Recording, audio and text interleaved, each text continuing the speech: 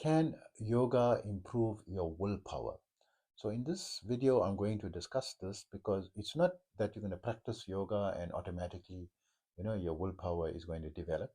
I'm going to go into my opinion on it from my extensive, experience in this field, almost 5 decades of, dedicated, practice in this field. So before that, I would like to ask you a great favor. If you like the contents of my video, please also remember to like and subscribe to my channel, and this is going to greatly help my channel to be able to reach out to more people. And if I could ask you even a greater favor, to share it at least with at least one person, right, or one of your social media channels, and that I will really be thankful to, and appreciate even more. And if you could also add a comment, which I'll be very interested, this to see, get feedback, from my videos. So, for those who don't know me, I am Osman. I'm a bioenergy healer on a master level, with telepathic healing capabilities, specializing in critical care recovery and terminal illnesses, and also including a host of other physiological, psychological, and even spiritual ailments. I have to that end a 10-minute anxiety fix for just $5. You can visit my website yogawellness786.com for contact information. And I'm also a yoga and meditation teacher on an advanced level.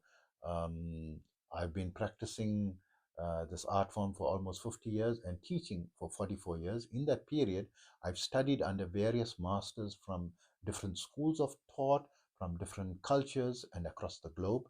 And I took all the information that I've learned and created my own simplified protocols adapted for the 21st century, making things easier, quicker, faster, more effective, time efficient.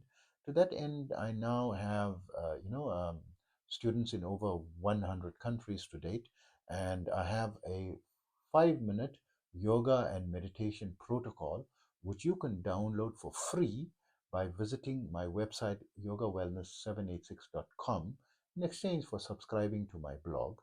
And also you can get further information about my services. So please remember, my therapies are all natural based and not a replacement for medical treatment, right?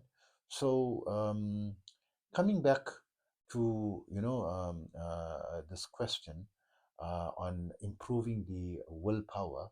So it's not now you're going to practice meditation and you're going to practice hatha yoga or you're going to practice breath work that automatically your willpower is automatically going to be strong. You're no longer going to be procrastinating. You're going to be able to do things that are difficult for you, and you're going to be successful. So one thing you need to know, that usually the thing that brings about higher reward has got higher sacrifices, usually, right? Generally, the bigger the reward, the bigger the sacrifice, right? And for the bigger sacrifice, you need to, have willpower to go past that point where, the endure the pain of the discipline, right? I mean, great athletes, they generally, usually practicing more passionately and longer hours and putting the energy. If they get a sprained, or ankle or calf, they try to get it bandaged and by the medical and back in the court as soon as, not trying to not to stay away from the game, right? Come hell or high water, it's like they rather die first than give up their passion, right? And they don't let anything, it's like they become unstoppable, right? So these people will say got very high willpower. Well, yoga and meditation give you that directly, not directly, but it will create the foundation, because the only person who can do that is you. But yoga going to help you, uh, to clear your mind up, where you can focus better, right, on things that are important for you. Because the reason why is this, so you are not succeeding, is there's so many problems, so many stresses, so many things in your life, so much of anxiety, so much of, and if you have that reduced by 20 to 30%, right? So science has shown that mindfulness practice can reduce your cortisol level and help your stress levels reduce as a result by 20 to 30%. And stress is a major contributor towards aggravating. illnesses. We won't give stress such a bad name that it causes 70% of the illnesses, but it's a 70%, 70 to 80% contributor towards aggravating, making things worse, existing conditions worse, that you may have certain physiological conditions, and of course you have to resort to medication. But if you use a natural method that's scientifically proven to reduce your stress levels and so forth, then you've got a more peace of mind, more this thing to focus on the things. What do you do with your mind that you become more calmer, you become, more focused, more centered, or your stress levels are reduced. So now you've got time to think about things that are more important for you. You have more time at your disposal. You've got more positive energy for it because these negative things are really draining on your energy, right?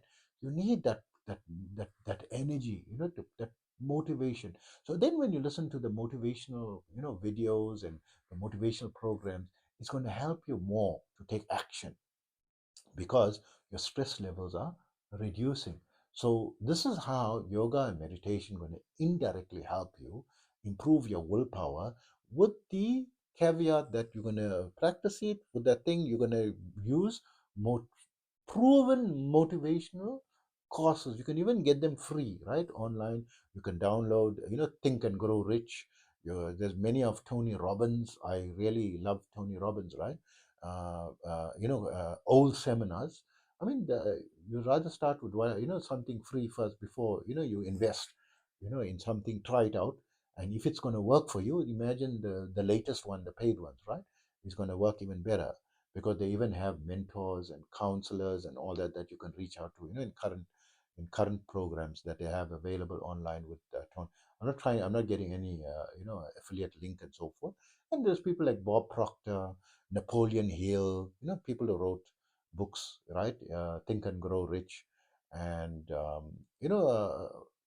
it's a whole world on itself, right? It's a multi-billion-dollar industry, right? And the law of attraction and all this going to work when you're reducing your stress levels, and you need to incorporate that. But bottom line, you need to take some action, consistent, and you need the motivation behind it. And the way to motivate is you read these things and put it in your psychology, and it must come from within you, right? And help you to this thing. And of course, if you add physical exercise, this is a game changer. If you start your day with some form, of moving, if it's the one thing that you can do, if gonna give the greatest improvement is to at least go for a walk every morning. Wake up, put your feet into your walking shoes and just walk. Go for a walk, or do body weight exercises, next to your bed. That's the first thing you do. you know like 20 minutes a day, 20 to 40 minutes. That's a sweet spot. And this will greatly help your motivation, self motivation, and you'll gain the willpower then, and so forth. And this is how yoga can help you together with all these other aspects as well.